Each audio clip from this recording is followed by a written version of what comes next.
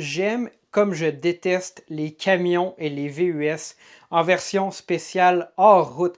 Je vous explique tout ça, puis c'est quoi mes choix malgré les choses que j'aime pas dans un nouvel épisode de PDM Extra. Allons-y.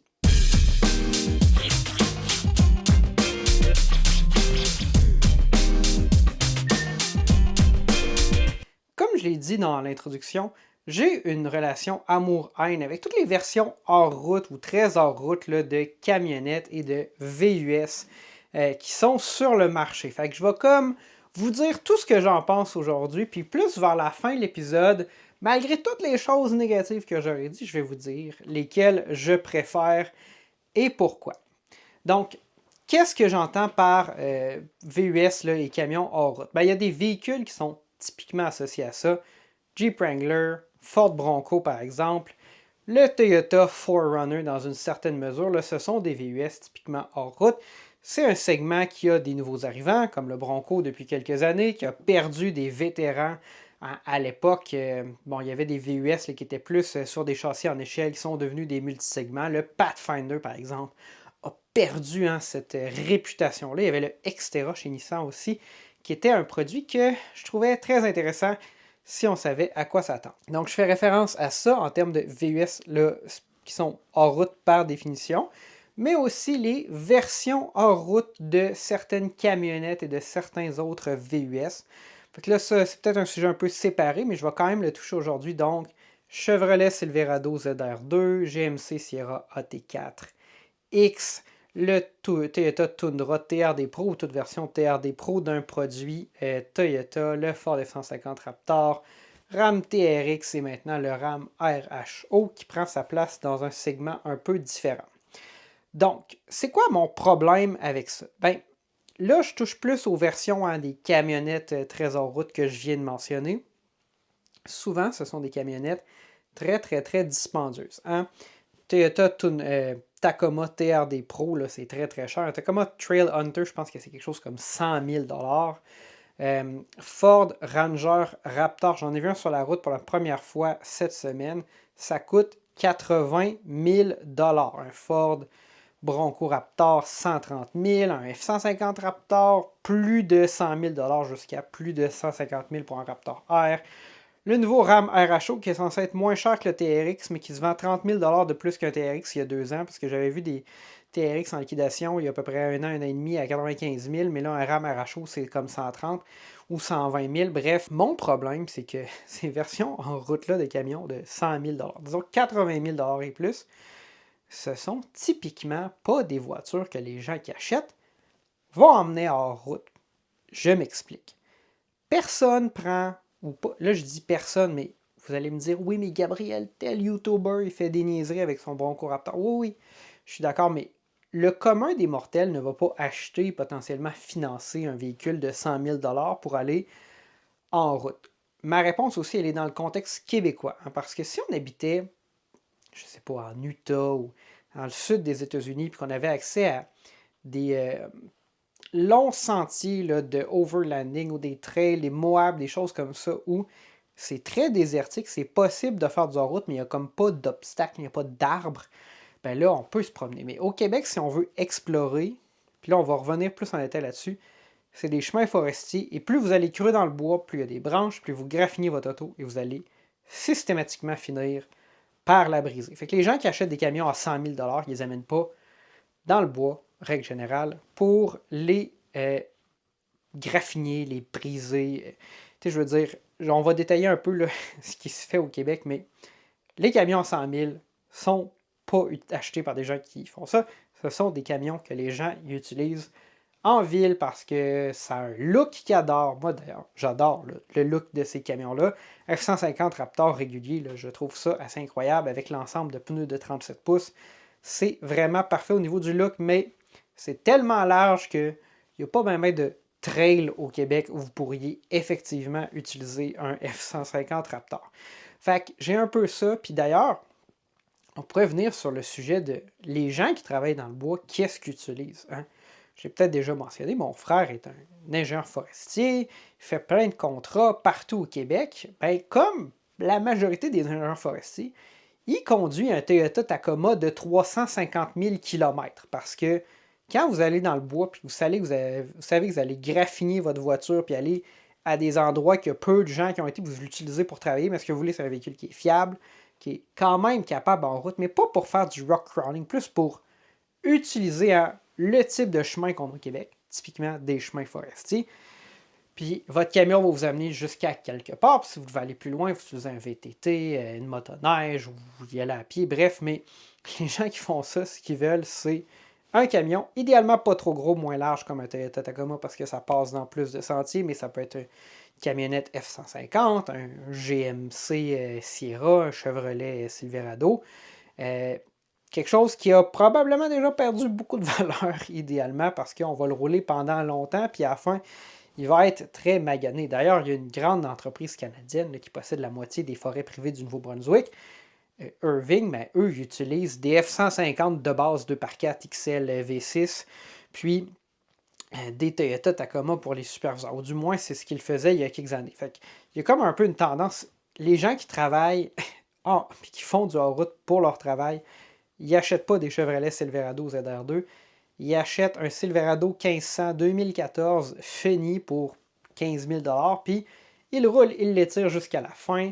Ou s'ils ont besoin de transporter plus de matériel, parce que des fois aussi, bon, les gens qui travaillent dans le bois, ils vont opérer de la machinerie, t'sais. Fait qu'ils vont avoir un réservoir là, de diesel ou de carburant auxiliaire dans la boîte, mais là, ils vont peut-être aller plus vers une camionnette HD, hein, heavy duty, mais dans aucun cas, c'est des versions spéciales hors route ou des véhicules très très chers ou très très luxueux, alors qu'on a vraiment vu un embourgeoisement. Hein. D'ailleurs, le Toyota Tundra TRD Pro, ça m'avait surpris quand je l'avais essayé. En fait, c'est un groupe d'options sur le Limited. Donc, il faut d'emblée choisir une version luxueuse. Et puis, on rajoute le groupe d'options en route. Ce n'est pas, par exemple, une version de base. Fait que c'est un peu ma critique. Hein? Ces camionnettes-là, ces camions hors route-là, ne sont pas utilisés par les gens qui ont besoin de faire du hors route. Donc, sont achetés pour qui? Par qui? Par les gens qui roulent en ville principalement. Puis, je vais quand même faire mention honorable aux gens qui ont des Jeep Wrangler, parce qu'il y a quand même quelques personnes qui utilisent leur Jeep, qui les modifient, puis qui font du hors-route, puis qui font de la trail, puis tout ça. Mais ça, c'est vraiment niche, puis c'est très limité à quelques sets de véhicules. Puis, qu'est-ce que vous allez voir dans ces sentiers-là, typiquement? Des véhicules plus âgés, hein, qui ont quand même beaucoup d'évalués, qu'on peut modifier, puis ça ne coûtera pas si cher que ça, ou du moins le véhicule ne va pas perdre plein de valeur. À cause de cela. Fait qu'on a couvert le sujet de les gens qui travaillent dans le bois n'achètent pas les versions hors route ou les VUS hors route. C'est des véhicules qui sont devenus très, très, très chers. Puis là, je vais bifurquer sur un autre sujet, puis j'ai vu la vidéo là, d'un autre YouTuber cette semaine. D'ailleurs, c'est toujours un peu surprenant de voir que finalement, on regarde du contenu de YouTubers qui ont moins d'abonnés que nous. Mais bref, qui parlait du overlanding. Fait qu'il y a toute une mode, vous allez voir sur les réseaux sociaux, de gens hein, qui font du overlanding. Fait que typiquement, les gens achètent un camion, une camionnette, un VUS, souvent des Toyota. Puis là, ils vont les modifier, hein, les lifter, mettre des gros pneus, mettre une tente sur le toit, toutes sortes d'équipements pour faire du camping. Mais la réalité, c'est que vous n'avez pas besoin de tout ça parce que, encore une fois, en Amérique du Nord, excluant certaines régions, aux États-Unis, au Mexique, ce qu'on a, ce sont des chemins forestiers. Aux États-Unis, c'est les chemins là, du US Forest Service, par exemple, qui vont être des équivalents. Et donc, c'est pas des sentiers de hors-route extrêmes comme à Moab, où c'est vraiment là, d'avoir de l'articulation, puis des gros pneus, puis des angles d'approche et de départ importants qui sont importants. Mais non, on veut juste se promener. Puis la réalité, c'est que n'importe quel Subaru va être capable de se promener dans ces chemins-là. La plupart des VUS compacts, personnellement, j'ai un Toyota RAV4 2013 qui a seulement 6,5 pouces là, de garde au sol, fait quoi, à peu près 170 mm. Je l'ai surélevé de 25 mm, mais même là, j'ai quand même moins de garde au sol qu'un Crosstrek de base, là, qui fait très, très, très, très, très, très bien le travail en route. Et donc, je n'ai pas besoin d'avoir un Toyota 4Runner grandement modifié, surélevé de 6 pouces avec des pneus de 35 pouces pour aller vous aventurer dans le bois. Vous pouvez avoir n'importe quelle voiture fiable avec une garde au sol décente et ça va faire le travail. En fait, vous pourriez avoir un Toyota Crown, la nouvelle version hors route là, qui remplace le Toyota Avalon, puis ça ferait le travail aussi. Fait que, il y a aussi dans cette dimension-là, fait que si vous voulez aller dans le overlanding, ben, la meilleure chose à faire, c'est probablement de prendre la voiture que vous avez, d'aller à un endroit où c'est raisonnable de se rendre avec celle-ci, puis de faire du camping. Puis si après ça, vous voulez aller plus loin, ben vous pouvez aller plus loin. Fait que là, j'ai déchargé beaucoup de critiques envers le monde des VUS et des camionnettes hors route. Mais je vais quand même essayer de faire un petit résumé, puis ça ne sera pas une liste exhaustive, hein, je ne touche pas à tous les modèles, mais je vais vous dire ce que je pense de plusieurs de ces modèles-là. D'abord, le Jeep Wrangler. Alexandre et moi, on a eu l'opportunité d'essayer un Wrangler 4XE qui nous avait été prêté gracieusement par JN Auto il y a quelques années de cela déjà. C'était la première fois que je conduisais un Jeep Wrangler, puis j'ai toujours eu énormément de critiques envers ce véhicule-là, mais je dois dire que le toit retiré, quand on conduit ça, c'est vraiment agréable.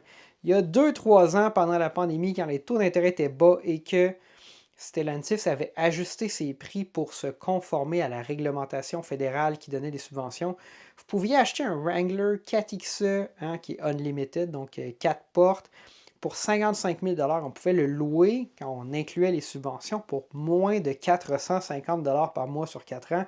Ça, c'était vraiment incroyable. Je me questionne encore aujourd'hui à savoir, est-ce que j'aurais dû juste en louer un? Ça serait revenu plus cher que mon RAV4, mais ça m'aurait procuré probablement une belle expérience. Parce que le fait de pouvoir enlever le toit, ultimement, le Wrangler, c'est l'un des seuls véhicules, ou peut-être même le seul véhicule sur le marché, qui est à la fois 4 portes et entièrement décapotable. Juste enlever là, les 2 morceaux de toit à l'avant, quand on est 2 dans le véhicule, ça donne vraiment un grand sentiment de liberté, un peu comme un T-Top ou un Targa dans le temps, qu'on voit beaucoup moins aujourd'hui. Fait que ça, je pense que c'est un véhicule qui est super. Je reconnais que la consommation d'essence, surtout pour les modèles 4XE, quand on est en mode hybride, là, c'est horrible. L'hiver, vous allez faire du 12-14 litres au 100, peut-être même plus. Si on modifie le véhicule, on met des plus gros pneus, ça va être encore plus horrible. Je critique un peu le fait que, en fait, Stellantis est allé avec le moteur 2.4 litres Tiger Shark dans sa configuration le 4XE. Puis en fait, ils viennent prendre une transmission ZF 8 vitesses qui inclut le moteur électrique là, pour faire ça. C'est un peu rapiécé hein, avec des morceaux, des composantes là, de manufacturiers de composantes. Ils ont fait un véhicule hybride branchable avec ça. Ça a quand même l'avantage de pouvoir rouler 100% électrique, mais chez Stellantis en général, la consommation d'essence est très très très élevée.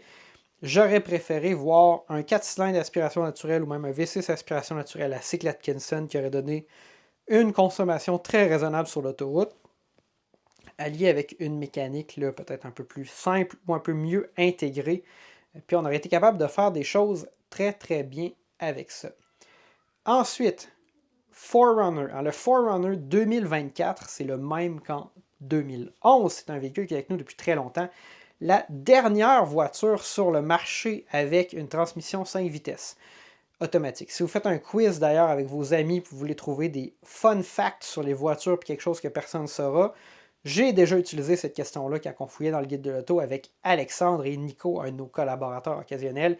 Personne ne connaissait la réponse. Fait que ça, 4Runner est remplacé en 2025 par un nouveau véhicule. Donc, Toyota arrive au point où ils vont avoir très bientôt fini de renouveler leur gamme de VUS et de camionnettes. Qu'est-ce qui est différent cette fois-ci de par le passé? Bien, avant, il y avait 2 tailles de châssis en échelle, 2 plateformes.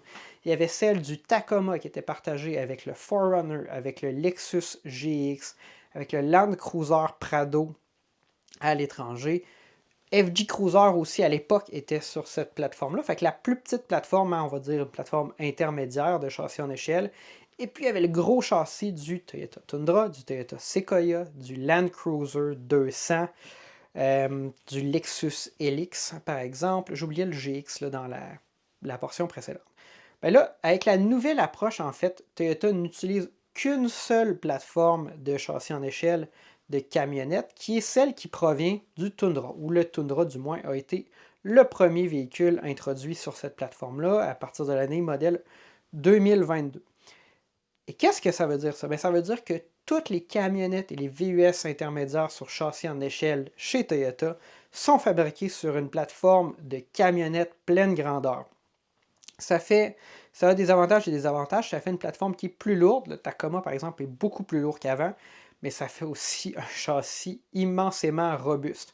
Quand on regarde sous un Toyota Tundra TRD Pro, on voit que le châssis est immense, tout a l'air surconstruit en overbuilt, over-engineered. Puis quand on regarde le même châssis qui est en dessous d'un Toyota Tacoma, ça donne vraiment l'impression que ça va être un véhicule extrêmement durable. Toyota a aussi pris des mesures là, pour éviter certains problèmes de rouille qui ont traîné pendant les 2-3 dernières décennies, je dirais durant les 25 dernières années. On se posait toujours des questions sur la rouille de châssis sur les véhicules qui ont un châssis en échelle de Toyota. Hein. Il y a eu de multiples rappels sur ces véhicules-là. Il y a des gens qui se sont fait dire bon, on va changer votre châssis sous garantie. D'autres gens qui se sont fait racheter leur véhicule à 1,5 fois la valeur parce qu'on voulait les retirer du marché. Ça ne valait pas la peine de changer les châssis dans certains cas. Ben là, ils ont refait l'architecture de ça, redesigné là, comment les tôles en fait qui constituent le châssis se replacent l'une par-dessus l'autre et tout. Fait on nous dit qu'en théorie, ça devrait éviter ces problèmes-là à l'avenir. Puis les châssis ont l'air effectivement construits beaucoup plus gros, beaucoup plus forts et potentiellement mieux protégés contre la rouille. Et donc le 4Runner nous arrive en 2025 en nouvelle version. 4 cylindres turbo-compressés ou 4 cylindres hybrides. Ça va être une mécanique qu'on voit dans plusieurs modèles. Et je pense que ça va être un véhicule très, très, très intéressant.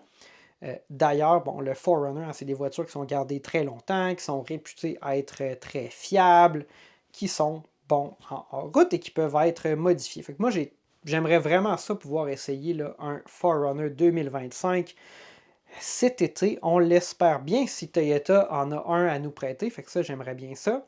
On voit aussi cette année, ou en fait, on a vu en 2024 apparaître au Canada un Land Cruiser pour la première fois depuis très longtemps. Donc, chez Toyota, Land Cruiser, en fait, là, c'est le badge là, qu'on associe à beaucoup de leurs VUS en route depuis très longtemps. Puisqu'en fait, là, si on fait un peu l'histoire, Toyota, après la Deuxième Guerre mondiale, avait tenté d'obtenir un contrat avec l'armée américaine pour leur fournir des Jeeps qui auraient été produits localement au Japon, puisqu'il y avait une présence là, de l'armée américaine très très forte au Japon suivant la Deuxième Guerre mondiale. Finalement, le contrat a été à une autre entreprise qui a fabriqué des Jeeps, là, les fameux Willys sous licence, mais Toyota a quand même poursuivi le développement d'un véhicule qui allait devenir le Land Cruiser ou le Land Cruiser FJ40, quelque chose comme ça. Là, citez-moi pas là-dessus. Et puis, ce véhicule-là a connu tellement de succès, ça a été un des premiers véhicules japonais importés aux États-Unis, tellement de succès à travers le monde que la gamme s'est étendue. Aujourd'hui, le FJ40, qui a été produit, je pense, jusque dans les années 2000, dans certains marchés, est devenu le Land Cruiser 70 en 70, toujours vendu en Australie. Au Canada, d'ailleurs, il y a un ami de mon frère qui m'a envoyé une photo d'un Land Cruiser 70 et je suis là, mais qu'est-ce que ça fait ici? C'est pas vendu ici. Je posais des questions à Toyota, on m'a dit, ah ça, ce sont des véhicules qui sont destinés aux mines, en fait. Là. Il y a des entreprises qui convertissent des Land Cruiser diesel parce que c'est la chose la plus fiable au monde. Puis, ils en font des véhicules qui sont utilisés sous terre dans des mines, semble-t-il. Bref, donc il y en a quelques-uns au Canada, mais ils ne peuvent pas conduire sur la route. Si vous avez un contact qui me permettrait d'en essayer un, j'aimerais vraiment ça. Il y a le Land Cruiser 70, puis la gamme s'est étendue. On a vu des Land Cruiser aussi devenir des voitures de luxe. Et bref, il y a eu plusieurs modèles. Nous, au Canada, on n'avait pas de Land Cruiser. On avait le Lexus GX, qui est le Land Cruiser Prado, donc version intermédiaire. Il y avait le Lexus LX, qui était le Land Cruiser 200 pleine grandeur, qui lui était vendu aux États-Unis, mais qu'on n'avait pas au Canada. Fait qu'on avait comme des Land Cruiser, mais vendus là, comme des modèles Lexus. Là, le nom Land Cruiser arrive pour vrai au Canada, dans cette version-là intermédiaire, qui, je crois, remplace ce qu'on appelait le Land Cruiser Prado à l'étranger. Ça aussi, c'est une voiture que j'aimerais vraiment essayer, disponible en version hybride, bien évidemment. C'est quand même un bon véhicule. Je pense qu'il va être plus haut que le 4Runner. D'ailleurs, Très intéressant. Donc, ça, c'est deux véhicules que j'ai pas encore essayé, mais que j'aimerais vraiment essayer. Fait que là, on a quand même parlé beaucoup de Toyota. Le Toyota Tacoma, pour moi, ça reste là, le choix pour tous les gens qui ont besoin de travailler et de faire du hors-route pour leur travail dans le contexte québécois, parce que plus petit format, fiabilité, réputation assez incroyable. Il faudra voir la fiabilité des nouveaux modèles, mais j'ai aucun doute après avoir vu là, ce véhicule-là puis le châssis là, que ça va être une continuation de la légende du Tacoma. D'ailleurs, on en a fait un essai de la version non hybride sur PDM Extra, fait que je vous invite à aller voir ça. On va essayer de changer de marque maintenant. Qu'est-ce qu'il y a d'autre? Le Chevrolet Silverado ZR2 et le Sierra AT4X qui sont penchants chez GMC. Deux voitures là, que j'adore, surtout le Silverado ZR2 ou le AT4X en version 3 litres Duramax diesel parce qu'on est capable d'avoir une consommation qui est toute petite considérant le format du véhicule.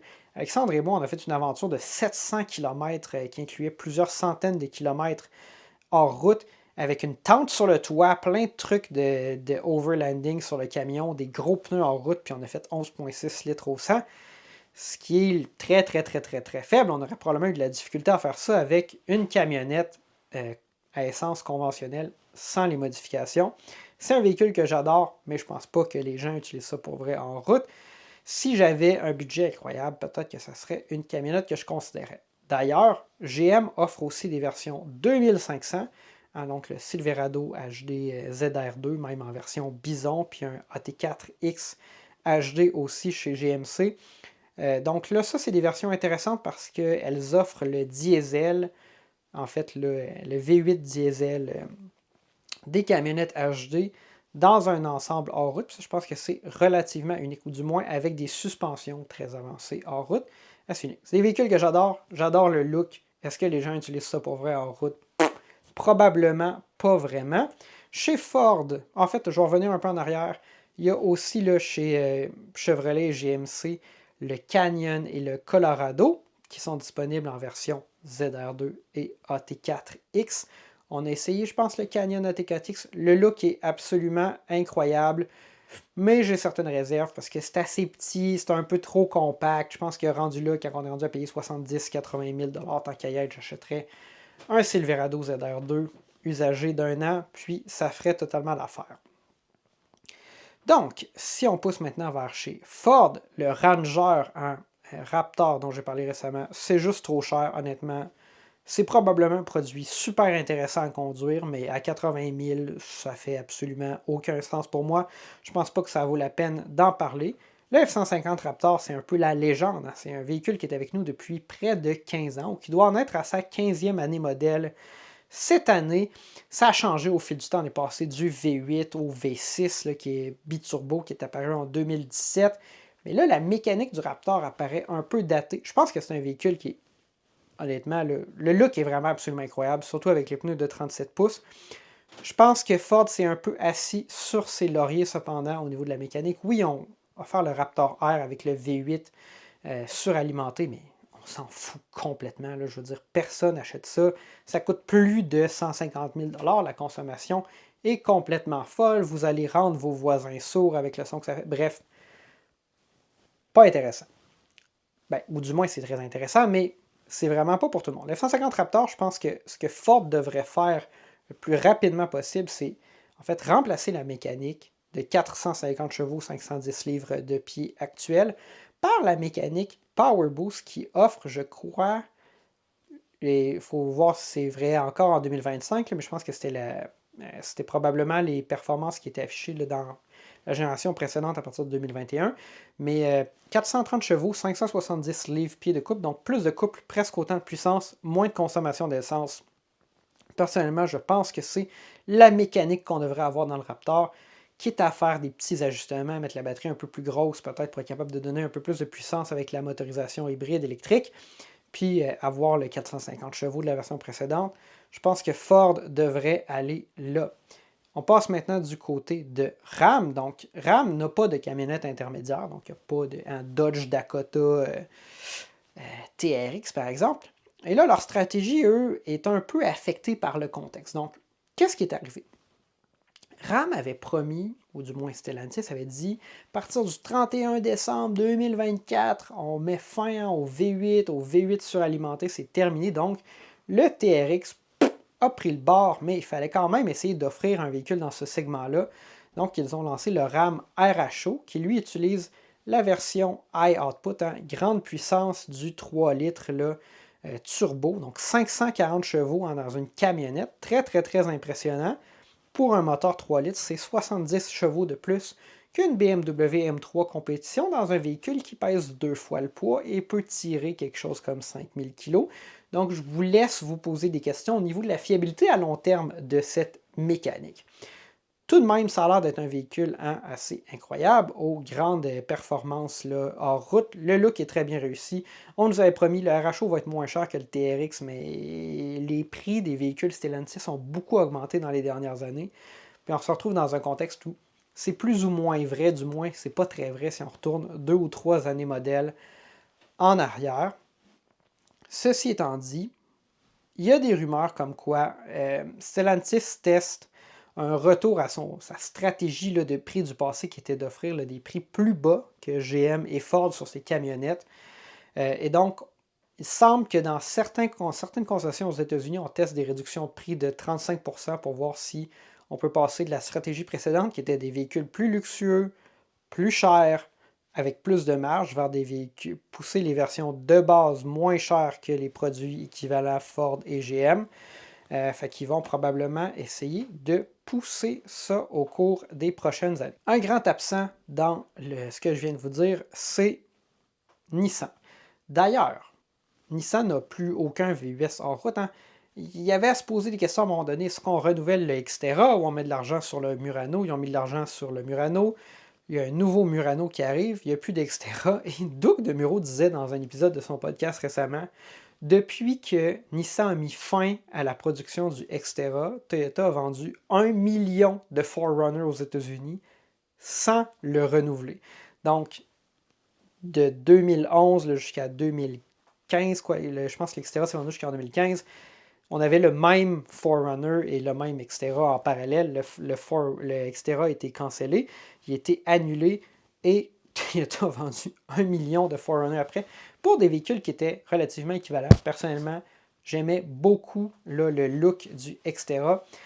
Fait qu'avec la potentielle fusion en Mitsubishi, Honda et Nissan, est-ce qu'on pourrait revoir un véhicule apparaître, là, un VUS hors route, dans la mesure où Nissan a quand même maintenu une plateforme de camionnettes intermédiaires dans son portfolio avec le Nissan Frontier, ça pourrait être possible. Je pense que ça fait le tour un peu.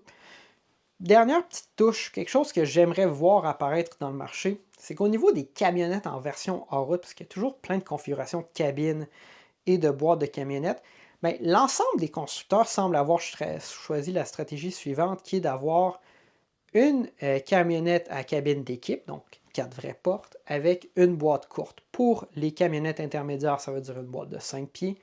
Pour les camionnettes pleine grandeur, une boîte de 5 pieds 6 pouces typiquement. Alors que dans les versions non hors route ou les versions plus régulières, on a la disponibilité de la cabine d'équipe avec, pour les camionnettes intermédiaires, une boîte de 6 pieds. En fait, pas toutes les marques, il y en a plusieurs qui le délaissent. Nissan offre ça encore, Toyota offre ça encore. GM offre pas de configuration en boîte de 6 pieds, mais bref, une boîte un peu plus longue et pour les camionnettes pleine grandeur, boîte de 6,5 pieds.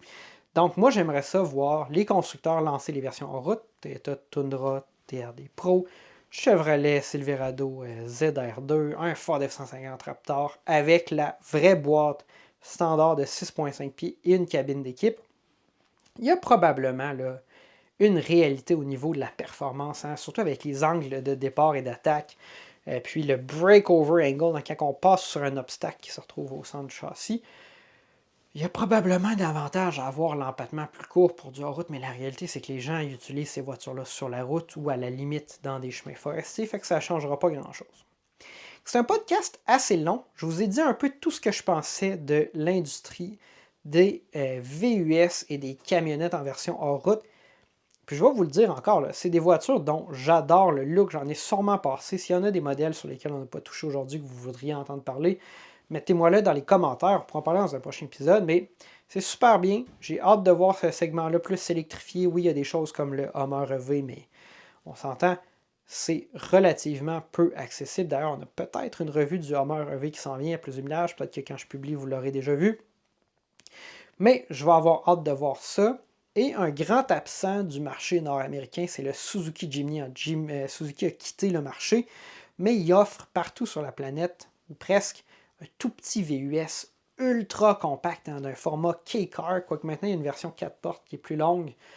Donc ça, ce véhicule-là est offert depuis 2019 et les gens se les arrachent comme des petits pains chauds. Au Mexique, je pense qu'ils ont ouvert les ventes il y a quelques années, puis en quelques heures, voire 1 heure et demie, quelque chose comme ça, ils ont vendu toutes les allocations qu'il y avait pour le Mexique. Fait que j'aimerais vraiment ça voir naître au cours peut-être des changements qu'on va voir, puis des fusions entre les différents constructeurs automobiles.